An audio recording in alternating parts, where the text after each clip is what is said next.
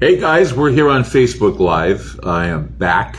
I will be doing the show again on the 21st, which is Monday, and then from there on, as long as God allows, I'll be doing the show. I'd like to thank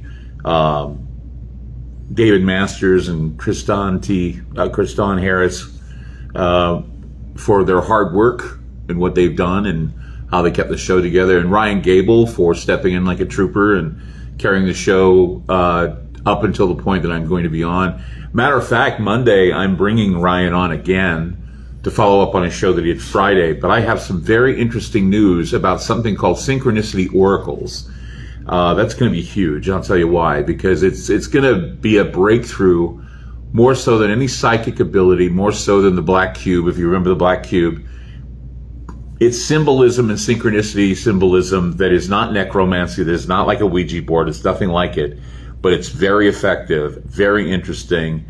And since Ryan is a big guy on symbolism, he'll be able, and I'll be able, to use whatever I have as far as reference to give you information about you, the future. It's an interesting concept, and we're going to run it by you this Monday. So it's going to be a huge show. So get your friends together, get a bunch of people together, call the program, because it's going to be huge. It was something that I discovered while I was away with my health retreat, and it's going to be huge. It's going to be bigger than Dr. Heldor, although Dr. Heldor is going to appear, I guess, when we do another gathering to talk to Dr. Heldor. But this is going to be you, me, and Ryan using symbols and synchronicity in order to use it as an oracle for the future. And so I can't give you any more than that, only that you need to tune in for that.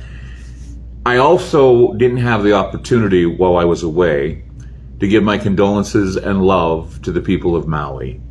I wanted to tell you guys, I am so damn devastated by what has happened with you guys. And I know that I have a lot of Hawaiian listeners, and I felt helpless. I felt like I couldn't talk with you, or I couldn't give you any support or love or any of my condolences, but I'm going to do it now because it's just a horrible, devastating thing. And it brings up a lot of images of what I call a scorched earth type of metaphor. And it can be anything from, something as simple as power lines arcing, or that's what their official story is. But I would say that it could be anything. And I know a lot of people believe in DEWs, direct energy weapons. Who knows? The investigation is still out, but there are a lot of interesting characters that are involved with this that are certainly on my mind. And I don't know if I want to get into the repetition of it, but I do want to express my love and appreciation for all my listeners in Hawaii. All the love pours out from my heart to yours. My prayers go out to you for sure. I'm thinking about you. I've been thinking about you the whole time I was away. And so now I have an opportunity to express my love and give you a big hug, big love back. And I hope that everybody can find a way to rebuild and to be together again, and not to have to gather under these circumstances. But since they're there, it's just something that I can't even fathom, being a refugee in my own place. And that's going to happen a lot, because these guys that run this world are doing everything in they can to bring down our morale. And I hope that the morale can stay way up there in Hawaii, because you guys are the best. I mean, there's a reason why people go to you. There's a reason why people go and visit, because it's a beautiful place. And there are a lot of beautiful people there, and a lot of wonderful listeners that I love and support as well. So thank you guys, and I hope with all my heart and being that you can recover from this horrible, horrible disaster, because, well, healing is very hard. It's a very hard thing to do, especially when you feel victimized.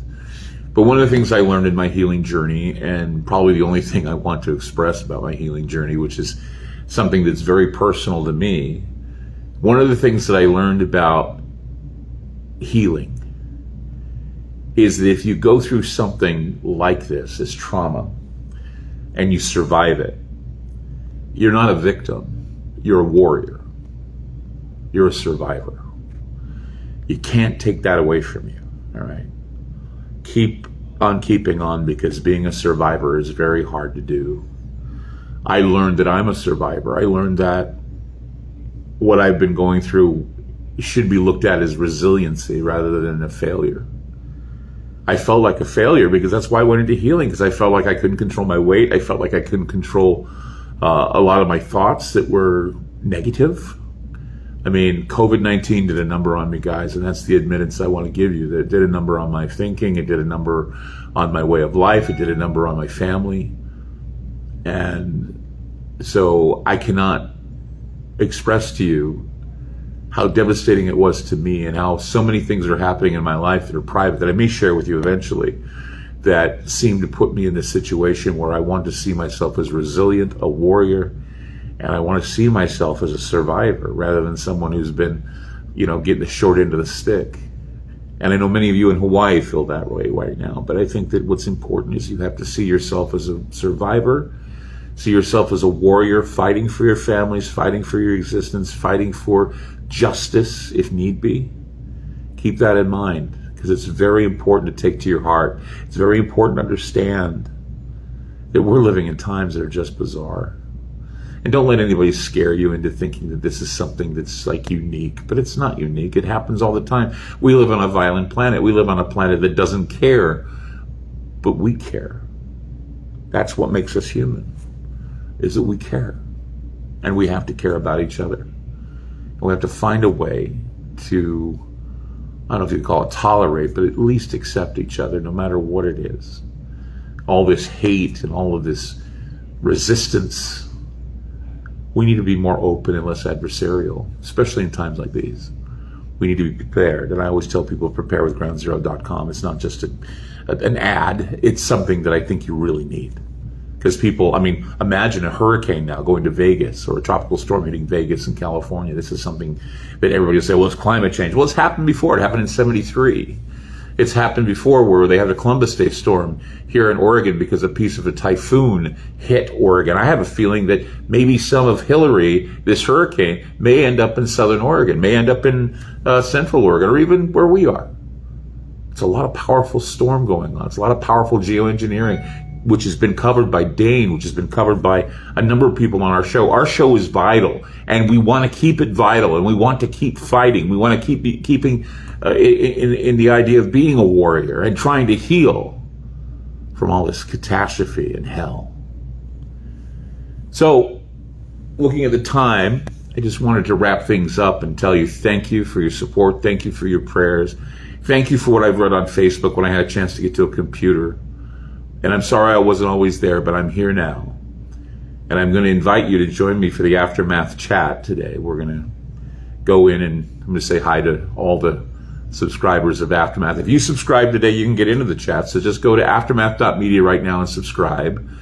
We have low rates, and we have higher rates, and we have yearly rates, and we have rates that'll fit a budget. But you know what this does? It actually supports what we do.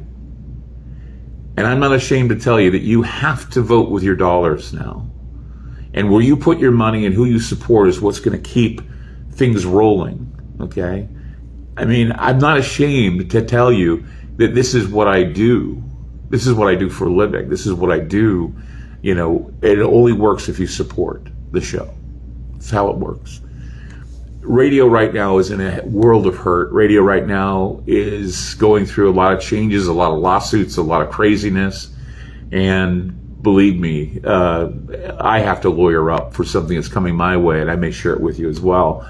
But it just seems to me that everybody is after everybody. And it's very traumatic.